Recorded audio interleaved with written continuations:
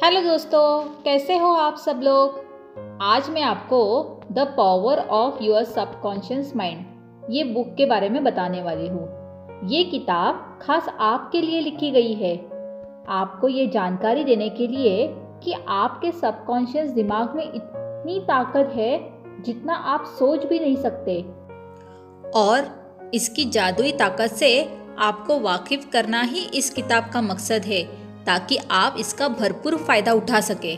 तो आइए शुरू करते हैं। इसका पहला अध्याय है, आपके अंदर एक खजाना मौजूद है। एक 75 साल की विधवा ने हमारे लेखक को खत लिखकर बताया कि वो दोबारा शादी करके घर बसाना चाहती है और खुश रहना चाहती है।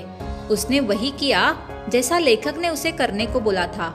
वो औरत खुद को बार बार याद दिलाती रहती थी कि वो एक खुशहाल शादीशुदा औरत है और अपने पति से बहुत प्यार करती है। और आखिर में एक दिन वो एक बड़े फार्मासिस्ट से मिली और उससे प्यार कर बैठी। आज दोनों शादीशुदा है और खुश है। लेखक बताते हैं कि आपके अंदर असल में एक पूरी सोने की खान है जो आपका सबकॉन्शियस माइंड है।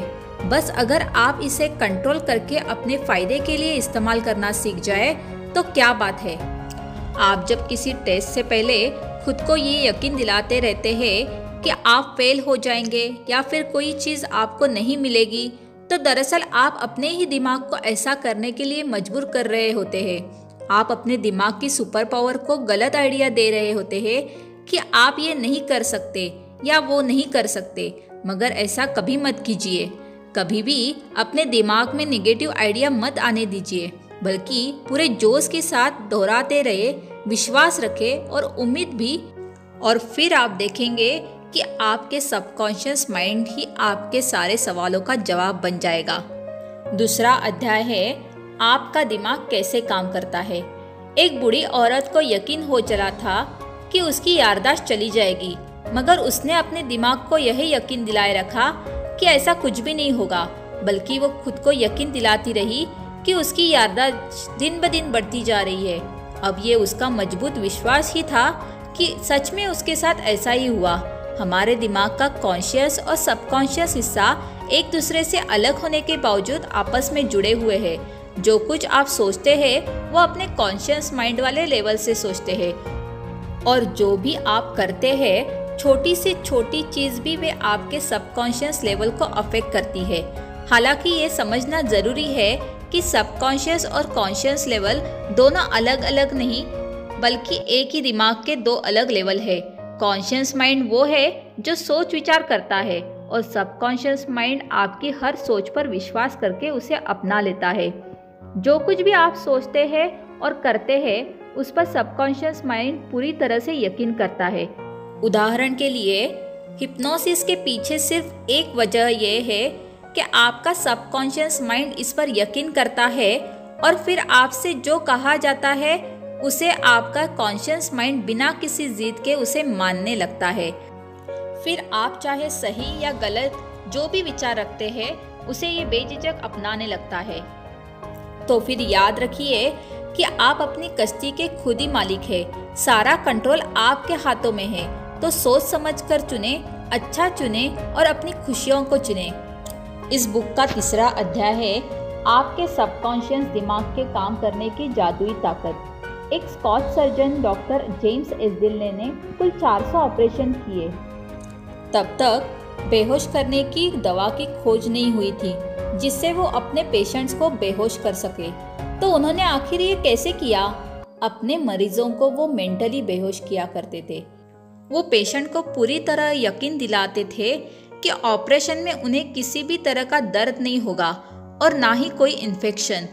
उनके ऑपरेशन सफल हुआ करते थे और उनके पेशेंट का मरने का रेट भी बहुत कम था, सिर्फ 2 या 3% ही था। अपने मरीजों का ऑपरेशन करने से पहले वे उनके सबकॉन्शियस माइंड को हिप्नोटिक करके उनके कानों में बोलते थे, तुम्हें कुछ नहीं होगा, तुम ठीक हो जाओगे, तुम स्वस्थ हो। जब आप नेगेटिव सोचते हैं तो वे आपकी डिस्ट्रैक्टिव इमोशन होती है जिसे अपने दिमाग से निकालना बेहद ज़रूरी होता है। अपने दिमाग में उठने वाले हर ख्याल पर आप गौर करें, क्योंकि वही फिर आपके एक्शन बनने लगते हैं। क्योंकि जब भी आप सोचते हैं, जो कुछ भी सोचते हैं, उसे आपका सबकॉन्शियस माइंड रिएक्शन देने लगता है। तो जब भी आप सोए, उससे पहले मन में एक इरादा करें, एक टारगेट चुने और खुद से ही कहे कि आप उसे पूरा करना चाहते हैं। आप कुछ भी सोच सकते हैं, अपनी अच्छी सेहत, पैसा या फिर लोगों के साथ अपने रिश्ते के बारे में भी। पॉजिटिव विचारों को आने दे, अपने दिमाग को प्रोग्राम करते रहे और फिर इसके मिरेकल्स क्या होंगे ये आप सोच भी नहीं सकते। अध्याय 4 और 5 मेंटल हीलिंग के पुराने और नए तरीके। 1910 का एक मशहूर किस्सा है।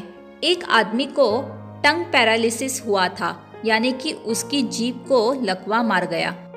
उन दिनों इसका कोई भी इलाज नहीं था। वो डॉक्टर के पास गया तो उसने उसकी जबान में एक थर्मामीटर रखकर कहा कि ये एक बिल्कुल नया इंस्ट्रूमेंट है जिससे उसकी जीभ ठीक हो जाएगी। और सच में कुछ ही मिनटों के बाद उसकी जीभ ठीक हो गई थी और वो उसे हिला डुला पा रहा था। बहुत से एक्सपेरिमेंट में हिप्नोसिस किए गए लोगों को आसानी से ये यकीन करा दिया जाता है कि उन्हें कोई खास बीमारी है और फिर वे लोग सच में उस बीमारी के सिम्टम्स दिखाने लगते हैं, क्योंकि उनका सबकॉन्शियस दिमाग कही हुई बातों पर यकीन कर लेता है और इसमें इतनी ताकत होती है कि वे उसे तरीके से एक्ट भी करने लगता है। ये अपोजिट भी काम करता है। जब किसी मरीज के सबकॉन्शियस दिमाग को यकीन दिलाया जाता है कि वो ठीक हो रहा है, तब ऐसा लगता है कि वो कभी बीमारी का शिकार था ही नहीं। आपके शरीर पर कोई असर तब तक नहीं होगा जब तक आपका सबकॉन्शियस माइंड ऐसा करने को ना बोले। हमेशा अपनी सबकॉन्शियस दिमाग की ताकत को याद रखें। ना जाने आपके जीवन में इसकी बदौलत कब क्या चमत्कार हो जाए, इसीलिए कोई भी मौका मिस न करें। आज हम सब अपने सबकॉन्शियस माइंड की पावर से वाकिफ है, मगर हम में से बहुत से लोग इसका सही इस्तेमाल करना नहीं जानते हैं। उन्हें ये पता नहीं होता कि इसकी ताकत से कैसे अपनी जिंदगी को बदला जा सकता है। और ऐसा करने के लिए सबसे पहले तो ये जाने कि आपको क्या चीज हील करती है और फिर उसे अपने सबकॉन्शियस माइंड को गाइड करने में इस्तेमाल करें। दिमाग में कोई एक प्लान बनाए, उसे काम करता हुआ देखे, फिर बुरे या नेगेटिव ख्याल ना आने दे, क्योंकि ऐसा करना बेवकूफ़ी होगी।